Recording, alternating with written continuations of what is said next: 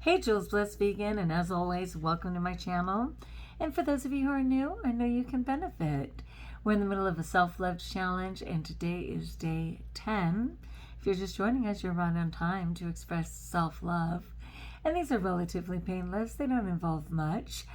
Today was actually to go to a bookstore. Let me see if that was right.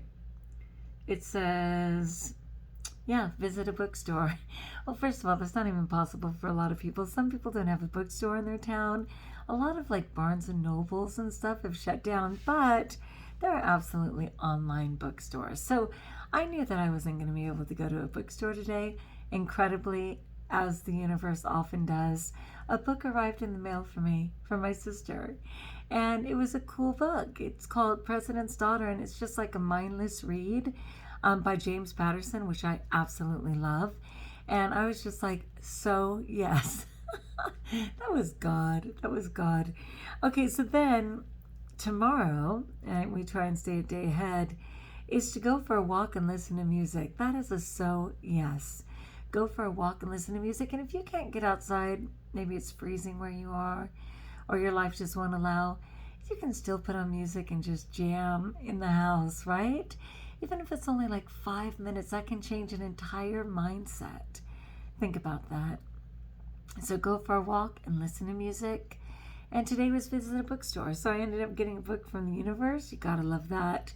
What I had suggested was that people either, got a book online, most certainly, reading a book, getting a book out. That's what is sitting in your house that you just haven't bothered to read, and taking time to actually read that, which is fantastic, if you didn't actually get to a bookstore.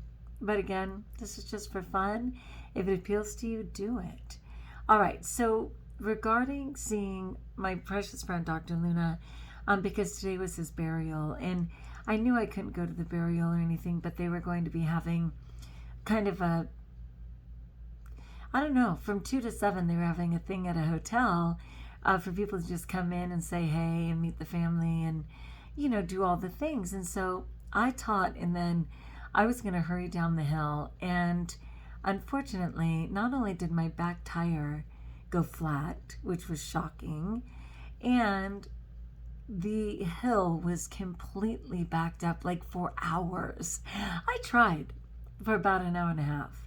But after an hour and a half, when it said an hour and a half more, and before I knew it, I probably wouldn't get there by 7 anyway, I had to call it. So what happened was, I had already donated $100 to his GoFundMe, and I wrote a beautiful letter for kind of the living memorial book, that they provide. And I know they print that out for the family. So I was happy to do that, and I felt good about that. The other thing was, in town, that time that he had driven me home, he told me about a favorite restaurant of his, a Mexican restaurant that he and his father used to go to here in my town. And so I called home and said, Dale, I cannot get down the hill. I am stuck in insane traffic, and coming back is going to be even crazier, like putting me home at like 11 at night. And I said, is there any way you can go with me to this Mexican restaurant for dinner? And he was like, oh my gosh, I already got undressed, la la la, but yes. Because I explained to him that it was kind of a shout out for Dr. Luna. And so he said, yeah, I'll go. So he got dressed, and I came home and got him, and we went to this restaurant. And of course I wanted to honor myself and be on my plan. And I knew it was absolutely possible. A lot of people say that Mexican restaurants are the easiest one, to eat vegan and even raw vegan. And today more than ever, they just don't use lard the way they used to, in terms of making the refried beans and things like that. So it does seem to be much more user-friendly than, excuse me, something got me, user-friendly than it used to be. And so I knew that I could get a beautiful avocado salad, and they have a really big dinner plate.